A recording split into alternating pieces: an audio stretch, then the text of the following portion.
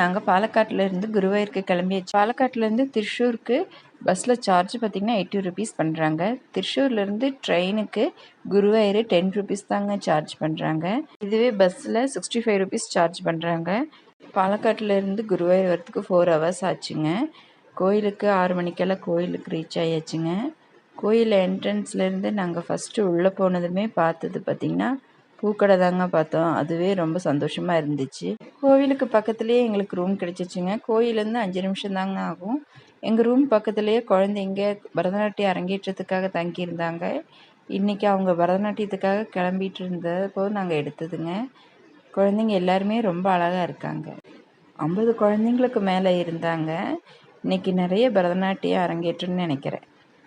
AC நான் AC ரெண்டுமே இருக்குங்க. நாங்கள் நான் ஏசி தாங்க கேட்டிருந்தோம். அதில் 3 பெட்டு இருக்குங்க. 1200 சார்ஜ் பண்ணுறாங்க.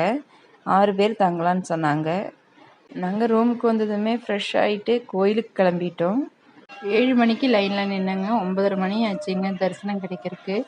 தரிசனமெல்லாம் பார்த்துட்டு கோயிலை வலம் வந்து நிர்மாலயா பூஜை அது பார்த்துட்டு வெளியே வரும்போது மணி 11:30 ஆயிடுச்சுங்க. கடைக்கு போய் சாப்பிட்டு வந்து கொஞ்ச நேரம் ரெஸ்ட் எடுத்துகிட்டு 12 மணிக்கெல்லாம் 4 மணி தரிசனத்துக்கு போகலான்னு சொல்லி கிளம்பியாச்சுங்க. எங்கள் ரூம் முன்னாலேயே பூஜைக்கு தேவையான அர்ச்சனை தட்டு, தேங்காய் பழம், பூ எல்லாம் வச்சுருந்தாங்க. நாங்கள் தரிசனத்துக்கு லைனில் போய் நிற்கலான்னு பார்த்தா லைன் பார்த்திங்கன்னா கோயிலுக்கு வலது பக்கமாக இருக்கிற பாதையில் அந்த லாஸ்ட்டு போயிடுச்சுங்க. நாங்கள் லைனில் நிற்கும்போது டைம் பார்த்திங்கன்னா 12:45ங்க. 12:45க்கே அவ்வளோ கூட்டங்க. கோயில் நட திறக்கிற டைம் பார்த்திங்கன்னா 3 மணி. என் கூட வந்தவங்களையெல்லாம் லைனில் நிற்க சொல்லிவிட்டு நான் ஃபோன் கொண்டு போய் க்ளக் ரூமில் வச்சுட்டு வரலான்னு கிளம்பிட்டேங்க. கோயிலுக்குள்ளார ஃபோனு, ஸ்மார்ட் வாட்ச்சு, பெரிய பேக்கு இதெல்லாம் கொண்டு போகிறக்கு அலோடு இல்லைங்க. அதனால் க்ளக் ரூமில் வச்சுட்டு வரலாம். ஒரு திங்ஸுக்கு 10 ரூபா சார்ஜ் பண்ணுறாங்க. இதுதாங்க அந்த க்ளக் ரூமு. அங்கேருந்து வர லைன் பார்த்திங்கன்னா இதுலேருந்து தாங்க ஜாயிண்ட் ஆகும். இதிலிருந்து அப்படியே நம்ம கோயில் வாசல் வழியாக குருவாயூரப்பனை தரிசிக்கலாங்க.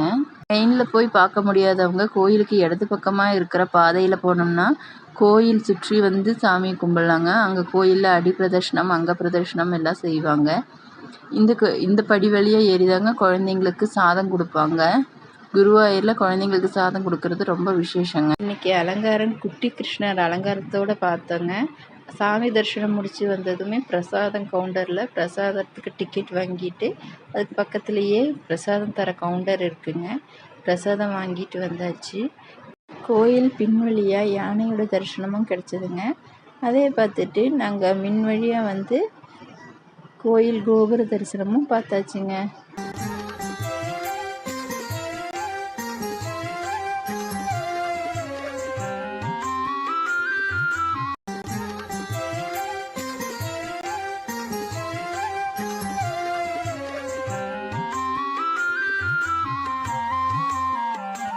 தரிசனம் பார்த்துட்டு கோயிலை சுற்றி வரும்போது கோயிலுக்கு வலது பக்கம் குருவாயூர் கேசவங்கிற ஒரு யானைக்கு சிலை வச்சுருக்குறாங்க.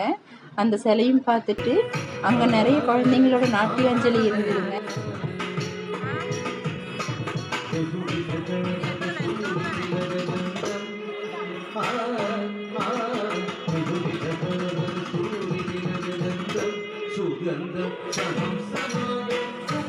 நடனம் ரொம்ப அருமையாக இருந்ததுங்க. அடுத்தடுத்து குழந்தைங்க அரங்கேற்றம் பண்ணுறதுக்கு எல்லோரும் லைனாக நின்றுட்டு இருந்தாங்க. ரொம்ப அழகாக இருந்தது பார்க்குறக்கே. அவங்களையெல்லாம் பார்த்துட்டு அப்படியே கிளம்பியாச்சுங்க. வரும்போது நிறைய கடைகள் இருந்ததுங்க. அதில் கிருஷ்ணருக்கு உகந்தது மஞ்சாடி விதை. இதை கையில் வச்சுட்டு வேண்டி அந்த உருளியில் போட்டால் எல்லா வேண்டுதலும் நடக்கும்னு ஒரு ஐதீகங்க. பக்கத்துலேயே பித்தளை கடையில் உருளி, குத்து விளக்கு, சாமி சிலைகள், கலைப்பொருள்கள் எல்லாமே நல்லா அழகழகாக இருந்ததுங்க.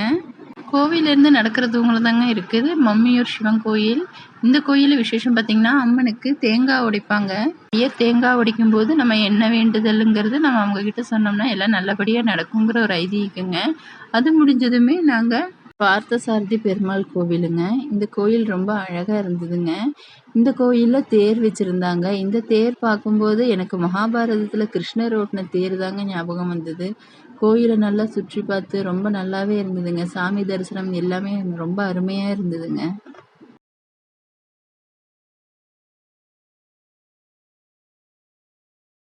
சாமி தரிசனமெல்லாம் நல்லபடியாக முடிஞ்சு குருவாயூர் கோயிலுக்கு இடது பக்கமாக இருக்கிற பாதை வழியாக தாங்க நாங்கள் கோயிலுக்குள்ளே வந்தோம். இங்கே அன்னதான லைன் நின்றுட்டு இருந்தாங்க. இங்கே காலையிலேயே டிஃபன் 8 மணிக்கெல்லாம் இட்லி கொடுத்தாங்க. அது சாப்பிட்டு ரூமில் கொஞ்சம் நேரம் போய் ரெஸ்ட் எடுத்துட்டு மறுபடியும் 12 மணிக்கு போய் அன்னதானம் சாப்பிட்டு நாங்கள் கிளம்பியாச்சு. என்னோடய வீடியோ பிடிச்சிருந்தா லைக் பண்ணுங்கள், ஷேர் பண்ணுங்கள், சப்ஸ்கிரைப் பண்ணுங்கள். தேங்க்ஸ் ஃபார் வாட்சிங்.